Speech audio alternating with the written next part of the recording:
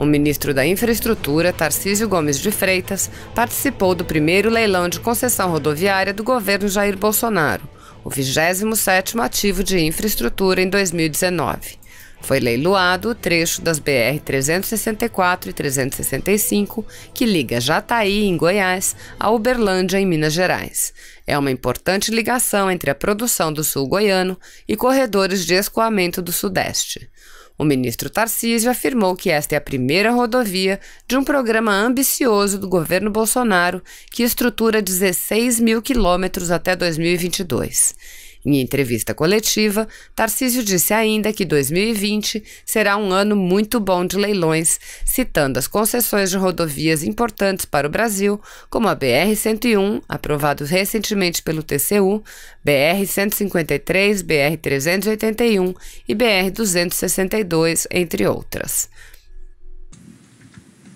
Bom dia a todos. Eu sou Rogério Gelmaier da BN Américas. Ministro, a minha pergunta para o senhor primeiro um comentário geral sobre o resultado do leilão, o que o senhor achou, e também olhando para frente especificamente nos próximos leilões de rodovia, o que está na prateleira aí, o que deve vir a mercado e quais existirão mudanças no modelo de leilão desses próximos que virão? Bom, primeiro, bom dia a todos. Ressaltar que nós estamos bastante satisfeitos com o resultado, foi um resultado muito bom, 27º leilão no Ministério da Infraestrutura realizado este ano, o programa de parceria de investimentos está indo muito bem, e por dever de justiça eu tenho que agradecer aqui o empenho de todas as equipes que estiveram envolvidas nesse trabalho, a equipe do Ministério da Infraestrutura, né, então da Secretaria de Fomento, da Natália, da Secretaria Nacional do Transporte Terrestre, do General Megide, a equipe da Agência Nacional do Transporte Terrestre, então cumprimento aqui o Mário, o Davi, né, e todos os diretores, cumprimentar o Marcelo Fonseca, que trabalhou diretamente na estruturação desse projeto, com toda a equipe lá da agência, que tem feito um grande trabalho, a empresa de planejamento e logística, que tem nos auxiliado e tem sido gigante também na estruturação de projetos, com toda a sua equipe técnica, a equipe da Secretaria, né, do Programa de Parceria de Investimentos da Presidência da República, né, da Casa Civil da Presidência, que vem conduzindo esse programa de concessões, que é um programa extremamente sofisticado, e cumprimentar a ECO pela vitória, né, e pela confiança que tem demonstrado no país. Então, um resultado que nos deixa extremamente otimistas. Mais um sucesso, né? A gente percebe que o programa então está em pleno curso, a gente está conseguindo cumprir os cronogramas e fazer tudo conforme estava planejado. O ano que vem vai ser um ano muito bom de leilões, né? A gente vai começar com o leilão da 101 Santa Catarina, nós tivemos aprovação recente aí pelo Tribunal de Contas da União, e nós teremos outros ativos extremamente importantes. Então teremos o leilão da 153 Goiás-Tocantins, né, Anápolis até a Aliança de Tocantins, com a 414-080. Observe que foi aquela que passou por um processo de decretação de caducidade, a primeira caducidade que foi aplicada, e está indo novamente a leilão ano que vem. Estudo pronto, consulta pública realizada. Nós teremos a 381 Minas 262 Espírito Santo, né? Então, aquele trecho Belo Horizonte, Governador Valadares, e pegando depois de João Molevade até Vitória, né? Teremos a 163 Pará, o 63 que está andando em ritmo acelerado de pavimentação. A gente vai iniciar aí o mês de outubro, aí praticamente só com 8 quilômetros para a gente restando para pavimentar, para a pavimentação chegar até Miritituba. Então, né, essa ligação lá de Sinop até Miritituba é importante para o agronegócio. A Rio Teresópolis, que é a 116 Rio, com o Arco Metropolitano do Rio de Janeiro, a 493, né, desde Itaguaí até Manilha, mais a 116 Minas. Teremos a Rio Juiz de Fora, né, a nova licitação da 040, e teremos a nova Dutra, né, com a Rio Santos, né? Então, eu fico imaginando o que vai ser um leilão de Nova Dutra no que vem, né? Vai ser bem disputado, podemos ter certeza. Fora, assim, isso para ficar nas rodovias, né? São 7 rodovias previstas para o ano que vem, e estamos trabalhando já na estruturação dos outros projetos, dos 4.100 quilômetros do Paraná, estamos trabalhando na estruturação de mais 7.200 quilômetros com o BNDES, em rodovias que estão aí espalhadas pelo Brasil inteiro. vamos ter os 22 aeroportos, vamos ter dezenas de arrendamentos portuários, vamos ter FIOL, Ferrogrão, então vai ser um ano animado, no mínimo, né, para a gente dizer. Com relação à modelagem, Vinícius? Assim, a modelagem. Observem que a gente vem evoluindo na questão de modelo, né, na questão modelagem. Cada novo leilão a gente incorpora lições aprendidas. Esse modelo já é um modelo muito mais maduro do que foram aí modelos do passado. A 101 Santa Catarina está nesse mesmo modelo, né, mas a partir da 101 Santa Catarina tem uma virada de chave.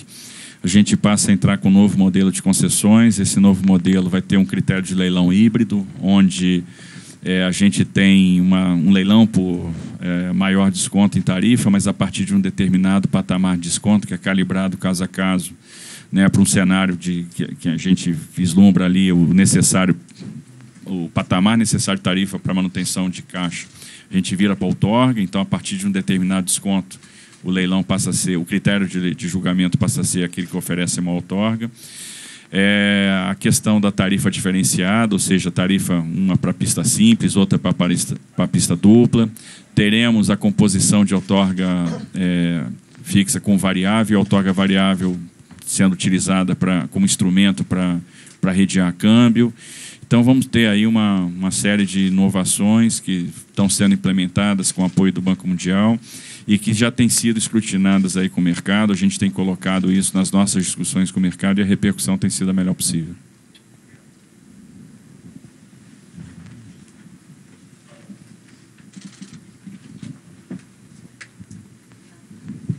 Oi, eu queria fazer uma pergunta para o Marcelo. Primeiro, eu queria que vocês falassem um pouco da vitória de vocês, né? Como que isso se encaixa no portfólio, de onde que vão vir os investimentos. E também queria que vocês falassem um pouco dessas próximas rodovias, o que interessa para vocês, o que não interessa. E também queria, como vocês firmaram agora o acordo de leniência, queria falar um pouco como isso afeta para vocês acesso a crédito, isso tem algum impacto em termos de negócios? Obrigada. Obrigado, bom dia a todos, obrigado. E queria agradecer a presença, enfim, cumprimentar os que estão sentados aqui comigo. A nome da diretoria da Ecovias, do seu conselho, também agradecer a todos os colaboradores da Ecovias e quem se dedicou a este projeto. A 364 para nós é um projeto que estamos estudando faz algum tempo. Ele se junta a outra rodovia que nós temos, que acabamos de adquirir, a 050. Tem praticamente Uberlândia como polo desses dois trechos. Entendemos que é um corredor importante, um corredor que pode ser um corredor de grãos que descem do norte para a região do sudeste, mas também é um corredor importante para a região local. A cidade de Uberlândia, esse triângulo mineiro, é uma região pujante em termos econômicos. Estudamos bem o tráfego, estudamos bem o CAPEX, são 200 quilômetros entre terceiras faixas e duplicações. Gostamos do ativo, é um ativo que se encaixa também na nossa dimensão. Tá?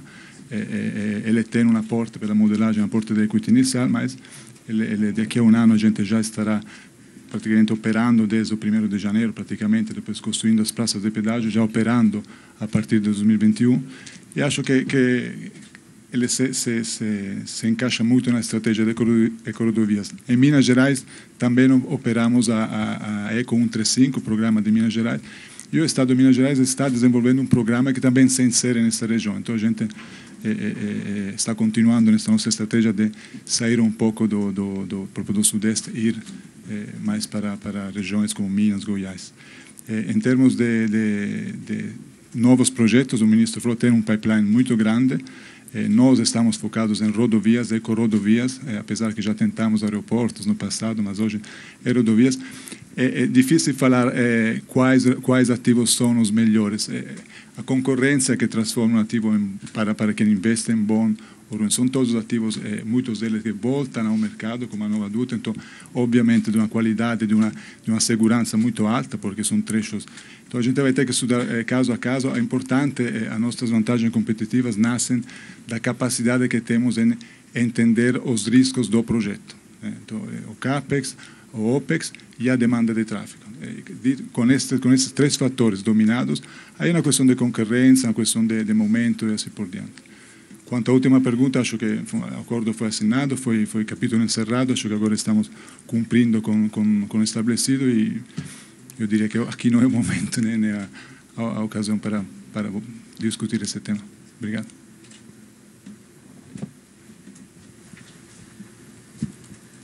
Bom dia. Eu tenho uma pergunta que pode ser para a Marta ou para o Mário. Eu gostaria de saber, a partir do leilão da 101, qual vai ser o modelo. O ministro delineou, em linhas gerais, o modelo que pode vir a ser híbrido, né? Eu queria saber se vocês já decidiram se vai ser só a menor tarifa ou se vai ser tarifa outorga. Quem preferir responder. Bom, alô. Primeiro, boa tarde a todos. Parabenizar a ECO aí, uma vitória, acho que uma concessão de grande importância. Mais uma, né, ministro? A 101 ainda vai seguir esse modelo. A partir da 101, já entraremos no modelo que o ministro acabou de demonstrar. Então, para o leilão da 101, que a gente pretende, vai lançar ainda esse ano, com abertura para o ano que vem, o modelo é o mesmo. Oi, minha pergunta para o Marcelo também. Você falou um pouquinho aí sobre estudar os projetos, enfim, como que vocês vão financiar esse investimento? A BR-364, pela modelagem, pelo desconto de tarifa, obviamente vai receber um aporte de equity inicial no primeiro ano, tá?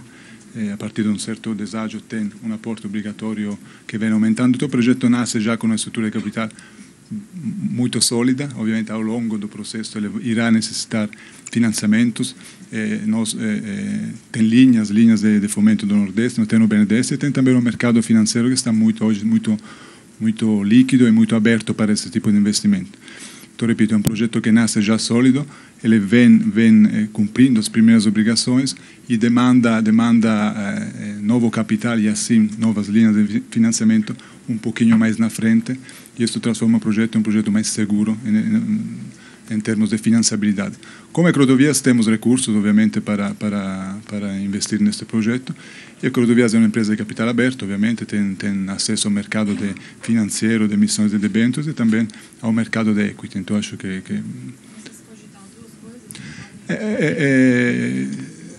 a Ecoconcessões, que é a holding que irá controlar, tem dinheiro, recursos suficientes para fazer frente a esse aporte de capital inicial. Bom dia a todos. A minha pergunta, eu sou Fernanda, da TV Integração de Uberlândia, então eu tenho interesse direto nessa questão da concessão. Eu tenho uma pergunta para o Marcelo, porque nós estamos acompanhando de fato todos os detalhes com relação a essa concessão. Queria saber se o senhor podia falar na prática mesmo de quais são as ações a partir de agora, quando começam as obras, o que vai ser feito, porque nós temos demandas de trechos sem acostamento, demandas de trechos perigosos que são de pista simples. De Uberlândia até o Trevão da 153 é duplicado. Mas, a partir daí, já é outra história. Eu queria que o senhor falasse na prática o que vai ser feito. Na prática, a partir do primeiro dia, as primeiras ações, obviamente, são aquelas de fazer o upgrade geral de todo o sistema. Essa, a primeira, e isso é fundamental, porque a situação inicial dos trechos é o que mais afeta, inclusive, todo o retorno do projeto. A gente levantou muito bem, sabemos as deficiências, então já estamos com programas prontos, recapeamento, ajuste, sinalização, limpeza, tudo que os famosos trabalhos iniciais serão iniciados desde o dia 1. Nós temos a facilidade de ter um modelo centralizado e a gente já pretende criar unidades que chamamos cegonha, que são prontas, assim nós já temos o diretor para essa nova concessionária, já temos todas as equipes, inclusive muitas cotizações de prestadores de serviços já prontas, já realizadas. Então, nós vamos começar no dia 1, obviamente, e é importante porque isso dá uma sinalização aos futuros usuários, porque as praças de pedágio irão chegar com um pouco de atraso, daqui a um ano, mas os usuários eles vão ver imediatamente os benefícios. Aconteceu na 135, né, que nós acabamos, né, e foi a mesma coisa. O receio de ter uma impedância devido ao pedágio não se deu, tá? Porque os serviços iniciais eles são importantes. Tá? A gente vai começar desde o primeiro dia, todos os serviços, são recapeamento, limpeza de bueiro, sinalização, enfim, onde tem traçados que são perigosos para ser retificados. Tudo isso está programado e se chamam os trabalhos iniciais, que são muito importantes nesta concessão. Os trabalhos iniciais pesam bastante. Aproveitando rapidinho, ministro, não querendo ser mal agradecida, não é isso não. existe uma demanda da 365 também sentido Bahia, no outro sentido, que tem trechos. A gente tem uma cidade lá perto de Uberlândia que se chama Romaria, é caminho de Romeiros, é um trecho de pista simplificada também, onde foi construída uma terceira pista, que não há acostamento. Tem alguma chance dela entrar nessa próxima lista aí também, que é uma demanda da região. A gente ficou feliz desse lado, agora a gente quer do outro também. Mas eu acho que é isso mesmo. A gente conquista um objetivo e já tem que pensar no próximo, é isso mesmo. Aqui com a minha equipe é assim. A gente acabou de comemorar, já comemoramos. A comemoração foi batida no martelo. Passado, agora vamos pensar no próximo. Já tá, todo mundo já comemorou, ótimo. O máximo que a gente libera aqui é o almoço depois daqui, ó, ok? Aí vamos trabalhar já na próxima estruturação. Depois do almoço, o Chicote já está cantando de novo. É o seguinte, a gente está fazendo o EVTEA para ver qual é a necessidade, qual é a demanda de investimento no trecho seguinte, por exemplo, que sai de Uberlândia em direção à parte de Minas. Né? A gente percebe lá um movimento de tráfego grande, então nós estamos projetando que intervenções que, num primeiro momento, nós vamos fazer com o DENIT mesmo, obra pública, né? Porque esse trecho não tem uma previsão ainda de concessão. Nós estamos estudando outras concessões, né? Nós falamos da 116 Minas, a 381, a gente está estudando a 251, que é outro problema sério em Minas Gerais. E cada vez que você vai fazendo concessões, eu vou aliviando o orçamento, eu vou criando espaço fiscal para fazer intervenções em áreas onde, às vezes, a concessão não é viável, mas a prestação de serviço público tem que chegar. Por exemplo, a 367 Minas, né, que atende o Vale do Jequitinhonha, uma região de DH baixo em Minas Gerais, que precisa que a política pública chegue. Né? Então, a partir do momento que a gente está passando ativo para a iniciativa privada, eu estou liberando espaço, estou ganhando fôlego para fazer intervenções em outras áreas. Então, nós estamos estudando o segmento da 365, tem um estudo de viabilidade técnico-econômica ambiental em curso, em fase final, que a gente está avaliando qual é a necessidade de duplicações, terceiras faixas, né, adequação de capacidade, inclusive manutenção via programa CREMA, né, que é o nosso programa de conservação, restauração e manutenção, que é onde a gente faz manutenções de porte maior, manutenções tanto funcionais quanto estruturais. Então, nós estamos, neste momento, estudando a situação do trecho e, num primeiro momento, nós vamos fazer as intervenções com o DENIT, né, para que depois a gente avalie a pertinência, a conveniência e a oportunidade de fazer lá uma concessão também. A Luiz Alves, da Reuters. Tenho duas perguntas para o ministro e uma para a Marta. Ministro, nos últimos meses, o Brasil, enfim, virou um assunto internacional em função de queimadas na Amazônia. E toda a discussão ambiental causou grande alvoroço aí, inclusive com empresas de vários países impondo algumas limitações para a compra de produtos brasileiros. Eu queria saber, assim, do contato que o senhor tem com investidores internacionais, como é que está sendo, o senhor está percebendo isso, uma vez que as concessões de infraestrutura geralmente envolvem licença ambiental e deve estar havendo grande preocupação, grande curiosidade deles para saber como está evoluindo isso e se isso está prejudicando de alguma maneira no interesse deles em participar de futuras concessões. A outra pergunta é sobre o Project Finance, que era uma coisa que falava-se muito aí, que ia usar mais esse modelo. Ele quase chegou, nunca aconteceu de verdade, mas parece haver condições para isso ser usado melhor com as condições macroeconômicas. E para a Marta, a pergunta sobre a Lotex, que, se eu não me engano, está dentro do PPI também. Se foi adiado várias vezes, se está confirmada aí a data para o mês que vem. Obrigado. Apesar de fugir um pouco do nosso tema hoje, né, que é a concessão de rodovia, você veio com o assunto da questão da Amazônia, eu vou responder porque esse assunto eu gosto muito, né, gosto demais, e por um motivo. Eu vejo muita gente falando de Amazônia, querendo falar de Amazônia, né, mas sem autoridade para falar de Amazônia. E eu falo de Amazônia com autoridade, porque eu morei lá. Eu morei lá 6 anos. Eu trabalhei lá. Eu fiz infraestrutura lá. Então, eu conheço a região. E muitos dos que falam sobre a Amazônia não conhecem a Amazônia. Nossa Amazônia está extremamente preservada. extremamente. O Brasil manteve essa Amazônia preservada ao longo dos seus 519 anos de história. Nós temos uma série de empreendimentos de infraestrutura que se harmonizam com a floresta. E seria muito interessante a gente pegar o exemplo, por exemplo, da bacia petrolífera de Urucu, né, onde eu tenho lá alguns poços de petróleo, algumas áreas de clareiras. As clareiras são pequenininhas, é onde está o poço. Todo o transporte é dutoviário e todo o entorno é preservado. Houve recentemente a substituição da matriz energética no estado do Amazonas, houve a substituição de usinas de térmicas, né, que queimavam diesel e hoje estão utilizando o gás natural, gás proveniente da bacia petrolífera de Urucu. A gente podia citar o exemplo, por exemplo, da estrada de ferro dos Carajás, que se harmoniza com a Floresta Nacional dos Carajás, que é uma área extremamente preservada, onde exploração mineral, onde infraestrutura convivem com a floresta. Se você pegar um avião, isso é interessante, eu vou dar o dado de Bandeirante, que é o que eu lembro, né, porque em função da velocidade, mas se você pegar e sair de Manaus e voar em direção a São Gabriel da Cachoeira, vão ser 2 horas e meia voando, vendo floresta. Isso é tudo preservado, não tem uma clareira, não tem um desmatamento, não tem nada. Então a gente tem que entender um pouquinho de Amazônia para falar de Amazônia. Eu acho que o Brasil fez o seu dever de casa e vai fazer o seu dever de casa. Eu tenho certeza que o compromisso do Brasil é com a preservação da floresta, é um ativo. Nós sabemos harmonizar o desenvolvimento com a preservação do meio ambiente. Temos exemplos onde isso foi perfeitamente feito, perfeitamente realizado. Temos condições de preservar a floresta e há uma preocupação do governo, um engajamento em fazer isso.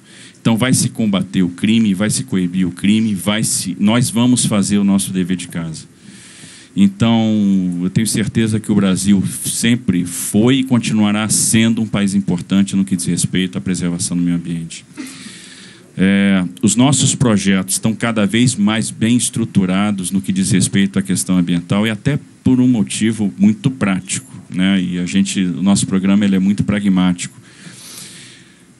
Nós precisamos de ter todas as portas abertas para o financiamento e a questão do empreendimento sustentável, do empreendimento com selo verde é fundamental para nós, porque nós queremos abrir a porta do funding verde, do Green Bond, do Green Loan, e a gente vai se habilitar a isso. Acabamos de assinar um memorando de entendimento com o Climate Bond Initiative, onde a gente vai construir projetos verdes. Nós vamos dar o selo verde por projeto, porque esse é um dos nossos objetivos. Então, nós vamos harmonizar. Já estamos fazendo isso, vamos continuar fazendo cada vez mais. Nós vamos harmonizar a provisão da infraestrutura com a preservação do meio ambiente. E acreditem, nós somos bons nisso. Né? Nós temos aí, quem conhece a Serra do Cafezal, quem conhece a Rodovia dos Imigrantes, nós temos uma série de empreendimentos onde essas questões são perfeitamente harmonizadas. Isso tem uma relevância cada vez maior nas nossas matrizes de risco, e isso tem sido muito bem comunicado com os investidores. E o retorno que os investidores têm nos dado é o melhor possível. Os investidores vão entrar nos nossos projetos, estão tendo a confiança no que nós estamos fazendo, e nós vamos ter acesso ao mercado verde de financiamento de infraestrutura. Nós vamos ver, a partir de agora, uma série de projetos que vão ganhar esse selo verde. E o resultado está aí. Está aqui o Grupo Eco, que tem capital estrangeiro, entrando no leilão. 27 leilões realizados este ano, 27 sucessos. 27 sucessos. E nós vamos continuar trilhando o caminho do sucesso. Nós temos um programa, não só o maior programa de concessão de infraestrutura do mundo, nós temos o programa mais sofisticado do mundo em termos de gestão de risco, em termos de medidas que chamam a atenção do investidor. Porque nós estamos tratando agora, nos contratos, o risco de câmbio, nós estamos preocupados com o retorno do capital estrangeiro, nós estamos preocupados com o crescimento do mercado de capitais, nós estamos preocupados com o financiamento verde, nós estamos preocupados com a sustentabilidade, e isso está cada vez mais bem positivado nas nossas matrizes de risco. E o mercado está percebendo isso. Então, o retorno que nós estamos tendo dos investidores estrangeiros em relação aos nossos ativos é o melhor possível. E aí você soma isso ao cenário, né? Nós temos um cenário de mundo encolhendo, né? E atividade econômica desacelerando. Nós temos população em envelhecimento, guerra comercial, polarização política, e as economias centrais têm reagido a isso, com redução de taxa de juros. E, no final das contas, os nossos projetos, dentro desse cenário, ficam cada vez mais atrativos. A gente tem observado crescimento do fluxo de capitais no Brasil, crescimento do mercado de capitais, inflação abaixo do centro da meta e a menor taxa de juros da história. No final das contas, uma redução de prêmio estrutural do Brasil que já nos aproxima de todos os outros países emergentes. Ou seja, nós estamos com todas as condições para atrair aquele investidor de longo prazo, aquele investidor estratégico, aquele investidor que está pensando no futuro e oferecendo excelentes projetos, muito bem estruturados em todas as dimensões, inclusive na dimensão ambiental. E eu não sei se eu esqueci alguma outra parte da pergunta. O Project Finance. Como eu falei, né, a estruturação está ficando cada vez melhor, né, e a gente vai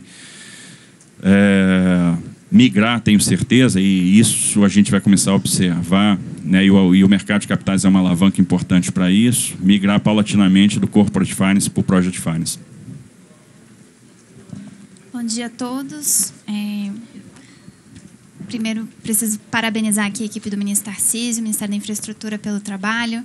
O PPI hoje tem participado muito aqui na Bovesp de outros leilões, graças ao trabalho dessa equipe fantástica, a NTT também. Parabéns pelo leilão de hoje. E o Marcelo aqui representando o sucesso do vencedor, muito sucesso nos investimentos que vêm. Antes de falar da Lotex, queria só fazer um reporte do roadshow que nós tivemos agora nos Estados Unidos, em que eu tive a oportunidade de ouvir, junto com o ministro Tarcísio, por que a carteira brasileira ela é tão atrativa para o investidor estrangeiro, e eu acho que rodovias é um bom exemplo, porque além de ser uma carteira muito grande em termos de quantidade, em termos de desafio de investimentos a serem feitos, a gente tem só no PPI hoje mais de 16 mil quilômetros de rodovias em etapa de estruturação de parcerias, de concessões. É uma carteira que tem continuidade, e isso para o investidor é muito importante, principalmente aquele que ainda não está no Brasil. Então, você estruturar uma equipe, começar a estudar um país novo, colocar gente, recurso, para ter uma rodovia só ou duas rodovias. Quando a gente fala de Brasil, a gente fala de 16 mil quilômetros de rodovia. A gente fala de um leilão sexta, que é agora, outro em janeiro, a continuidade com mais 6 no ano que vem, e mais um tanto na carteira sendo estruturado para a gente poder definir mais para frente. Isso, para o investidor, é muito importante, a consistência e a continuidade da carteira. E essa disponibilidade que o governo brasileiro tem tido, a agência reguladora, de discutir com os investidores melhoras regulatórias. Então, a gente partiu de uma modelagem, ao longo do caminho, foi testando quais eram os pontos de preocupação e conseguimos evoluir para um modelo que vai ser testado no ano que vem, em que a gente traz inovações regulatórias muito importantes que são fruto desse diálogo permanente com aqueles que querem investir no Brasil. Então, mais uma vez, felicitando aqui as equipes envolvidas nesse processo, dando parabéns. Em relação à Lotex, o leilão está marcado, será no dia 22 de outubro, já tem data. Nós tivemos recentemente, na última reunião do CPPI, Conselho de Ministros, uma alteração de resolução que permitiu parcelar essa outorga mínima que tem que ser paga para a concessão da Lotex em até 8 vezes. Então, a gente ampliou o prazo de pagamento para atrair mais players para esse leilão. Agora, pode-se parcelar em até 8 vezes. A outorga mínima que gira em torno de 818 milhões de reais. É um contrato relevante, são 15 anos de concessão, gira em torno de 14 bilhões de reais a receita estimada ao longo do contrato. Então, acho que é uma inovação importante. Tudo que é novidade gera suas dificuldades de estruturação. Por a gente nunca ter estruturado algo parecido, acho que nós tivemos que fazer algumas adaptações, mas agora estamos bem otimistas com esse leilão que se aproxima. Bom dia ainda, né? Bom dia a todos. Primeiro eu queria, a Vitória Bel, da Rádio Jovem Pan, primeiro eu queria direcionar uma pergunta para o Marcelo, só para entender um pouco melhor das datas, quando que vai começar as obras na rodovia e quando que efetivamente começa a operação. Você falou de 2021, só para entender um pouco melhor, a operação já com cobrança de pedágio, enfim, para se passar isso para o público, e só para falar um pouco da duplicação, se isso vai ser uma certeza, se a duplicação da rodovia vai acontecer. Não sei se você quer responder, e depois eu faço para o ministro Tarcísio. Respondo. A operação ela inicia em janeiro do ano que vem, acho que assina o contrato até o final de novembro, acho, a gente já começa a operação, que a operação é sem cobrança de pedágio, obviamente, as praças de pedágio não existem.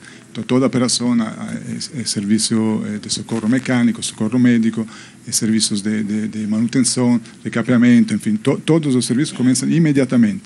Ao longo deste primeiro ano serão construídas, obviamente, as praças de pedágio, os postos de atendimento aos usuários, todos os postos, as obrigações contratuais, e é prevista ao começo do ano que vem, de 2021, a cobrança de pedágio, o início da cobrança de pedágio. Então, teremos um ano de serviços sem cobrança de pedágio, e a partir de 2021 começa a cobrança de pedágio. E a duplicação? A duplicação é a certeza, obviamente, sim. É uma obrigação contratual, certeza. Obrigada. Agora, para o ministro Tarcísio, eu queria aproveitar que o senhor comentou um pouco de Amazônia. Eu entendo que essa visão, é claro, do que o Brasil está preservado, que o investidor entende isso, também é algo que vem de anos, né, que o Brasil teve esse trabalho de ter esse contato com o investidor, de fazer esse tipo de preservação do meio ambiente. No entanto, eu queria tentar entender um pouco se o senhor reconhece que realmente, ultimamente, a Amazônia passou por esses incêndios, algo que, de repente, poderia, nesses últimos tempos, ter prejudicado um pouco essa imagem. O próprio governador do Amazonas, Wilson Lima, reconheceu que pessoas que estão lá na Amazônia, que colocam fogo na floresta, muitas vezes ultimamente se sentem que não serão punidas por isso, e por isso estão, de certa forma, desmatando ou colocando fogo na floresta. Eu queria saber se o senhor reconhece que ultimamente houve, sim, essa questão do fogo na Amazônia, se houve um aumento desse desmatamento, se o senhor reconhece isso, e se, de repente, também o discurso do próprio presidente, ultimamente, não teria também afastado um pouco os investidores, não falando da perspectiva histórica brasileira, mas mais recentemente. Não afastou. E a gente está vendo isso a cada leilão que a gente faz, né? A gente fez 27 leilões esse ano e 100% de leilões bem-sucedidos, é porque não afastou. Observe que desses 27 leilões, nós fizemos alguns leilões que foram repetições de leilões que nós fizemos no ano passado e com insucesso. Por exemplo, quando nós estivemos aqui na Bolsa na última vez, nós fizemos 2 leilões de terminais, um em Paranaguá e outro em Santos, que foram licitados ano passado e fracassaram. E esse ano foram bem-sucedidos, tiveram disputa e ágio. Então, significa que há uma confiança maior em Brasil hoje do que havia no passado. Como eu falei, eu morei 6 anos na Amazônia, trabalhei 6 anos na Amazônia. Incêndio na Amazônia, incêndio florestal, tem todo ano. Então, região de Rondônia, região abaixo da linha da Transamazônica, todo ano teve, né? Todo ano tem. O clima, você tem 2 estações bem definidas na Amazônia, né? Uma quente e úmida até o meio do ano, até junho, ou seja, muito quente e chove todo dia, outra quente e seca, muito seca. Observe que os incêndios não são só na Amazônia, nós tivemos incêndio no Mato Grosso do Sul, a gente teve uma série de ocorrências e rotineiramente nós tivemos no Brasil em outras regiões, então sempre houve, né? Como a gente tem incêndios florestais na Califórnia, como a gente tem incêndios em outras partes do mundo. Existe, vamos dizer, o governo está deixando muito claro que vai combater o crime, porque isso foi positivado agora por meio de uma operação de garantia da lei da ordem, um decreto de garantia da lei da ordem, para sinalizar o seguinte: se alguém interpretou errado que ia ter liberdade para desmatar, que ia ter liberdade para promover o desmatamento no garimpo ilegal, né, na reserva indígena, ele está enganado. Isso vai ser coibido. Então, acho que o governo está reafirmando o seu compromisso em manter um legado. Então, se nós formos capazes de manter a Amazônia, de preservar a Amazônia ao longo da nossa história, nós vamos fazer isso também. Porque, no final das contas, a gente está numa corrida de revezamento, né? A gente entra numa corrida de revezamento, recebe o bastão de alguém, corre o melhor que pode para passar o bastão para outra pessoa na sequência. E nós temos que passar, e esse é o nosso compromisso, o bastão, numa situação melhor do que nós recebemos. Então, eu tenho certeza que nós vamos dar todas as demonstrações corretas, né, de que vamos atuar na preservação do meio ambiente, na preservação da Amazônia, na exploração sustentável da sua biodiversidade. Existem uma infinidade de riquezas importantes, né, e que permitem a exploração sustentável. Então, nós vamos conseguir mostrar, né, para o nosso público interno no Brasil e para o mundo que nós vamos ser capazes de trilhar este caminho, de deixar legado e coibir o crime. E isso vai ficar muito claro. Bom, vamos para as 2 últimas perguntas, gente, para a gente terminar.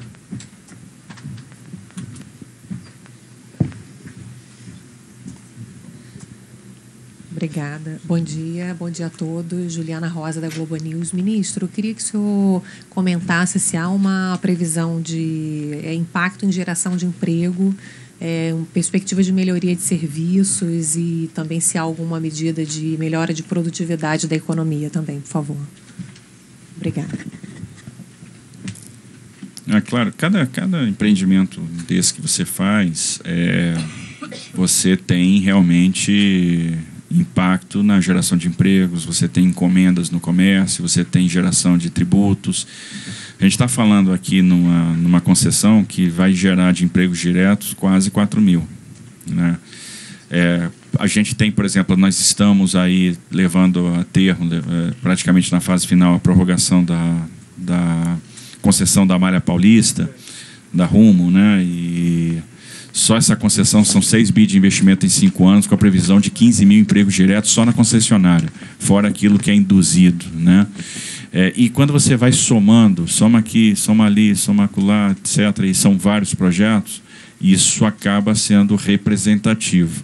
Observe que o programa de parceria de investimento hoje está extremamente engajado nas concessões de saneamento básico, né? Esperando, então, o desfecho da questão de marco regulatório para estruturar concessões. Isso tem um impacto enorme em termos estruturais, porque a universalização do serviço de saneamento é fundamental, vai despressionar os serviços de saúde, mas tem um impacto imediato que é mexer com a construção civil. Então, tudo que a gente está fazendo vai mexer muito com a construção civil. E, obviamente, toda vez que você melhora a provisão de infraestrutura, você está atingindo, de alguma forma, em alguma medida, a melhoria da produtividade. Então, cada movimento que a gente faz no sentido de promover, de melhorar a infraestrutura, a gente vai contribuir com o aumento de produtividade. A gente fez o leilão da Norte-Sul recentemente. Assinamos o contrato em julho. Os investimentos já estão começando. Vão ser 3 bilhões de reais investidos em 1 ano e meio. Então, impacto na geração de emprego, impacto na produtividade, porque a gente vai começar a mudar a matriz. Então, vamos começar a ter transporte, né, não só de grãos, mas de carga em geral para ferrovia. Isso vai cada vez aumentar mais. Então, e fora isso, tem algumas outras medidas, né, que estão sendo pensadas que vão mexer nessa questão da produtividade. A gente tem o Banco Central muito preocupado, por exemplo, com a questão do gap do crédito, para nos colocar no mesmo patamar de outros países, né? E mexer no gap do crédito é aumentar a produtividade. Então, a preocupação de promover aumento de produtividade é uma preocupação que permeia toda a equipe do governo, tanto a equipe econômica quanto nós na infraestrutura. A gente tem isso como nosso principal desafio econômico, porque no final das contas vai atuar em cheio no emprego. E atuar no emprego é importante para a melhoria da nossa classificação de risco, para o crescimento do PIB. Então, eu tenho certeza que a gente vai ser bem sucedido nesse objetivo. A minha é uma pergunta bem objetiva. Não ficou muito claro para mim quem eram as operadoras dos outros 2 consórcios. Consórcio Way, por exemplo. Vocês podem... Isso é uma coisa interessante, né? Vamos bater um pouco nisso. A gente tem um desafio sempre que é trazer novos players para o mercado. E quando a gente vê um leilão desse, a gente fica muito satisfeito com o resultado, né? E vamos interpretar um pouco o resultado. O consórcio Way, quem eram? Empresas que faziam parte do grupo MGO, que operaram a 0,50. Então, observe, a 0,50 é um case interessante de sucesso, e um sucesso improvável, né? Porque você tinha, pela primeira vez, um grupo de médias empresas, pequenas empresas, que se reuniram, se consorciaram e bidaram, entraram numa licitação de concessão de rodovia. E na época, né, que houve essa licitação, todo mundo pensava assim, puxa, e esses caras vão dar conta, né? Quem são esses sujeitos, né? E no final das contas eles fizeram um excelente trabalho, fizeram uma excelente administração do ativo, geraram valor e passaram à frente, né? E passaram para quem? Para eles, né? Para a Eco. E saíram. E agora já se estruturaram para participar de um novo leilão, né? Talvez para fazer a mesma coisa. E o grupo Neovias, né, um grupo que nasce aí da junção de algumas empresas que têm tradição na área de engenharia rodoviária, né, a Castelar e a Técnica Viária. Então elas se fundiram, criaram uma operadora que pela segunda vez elas participam de leilão. Então isso é um movimento interessante que mostra o seguinte: empresas brasileiras que têm outro ramo de negócio, que estavam no ramo de engenharia, elas estão percebendo nas concessões uma oportunidade, uma tendência. Elas estão começando a se estruturar para participar de leilões. E isso vai aumentar a quantidade de players no mercado local. Então, a gente tem um esforço de captar players no exterior, mas também existem players no mercado local que estão começando a aparecer para participar desses leilões. E até fazendo uma interpretação do resultado, a gente observa o seguinte: a distância do grupo que era da MGO, aí eles inventam uns nomes bonitos, né? Grupo Way, sei lá como é que é o nome. Sei lá. Troço aí. Way. E a Silvia Bertoli. A diferença em termos de bid foi muito pequena, né? 1%. O que isso significa? Significa que eles fizeram, eles analisaram os estudos sob a mesma regra, sob a mesma perspectiva. Significa que a mesma informação estava disponível para todos. E aí o que explica o descolamento da Eco, né? A sinergia.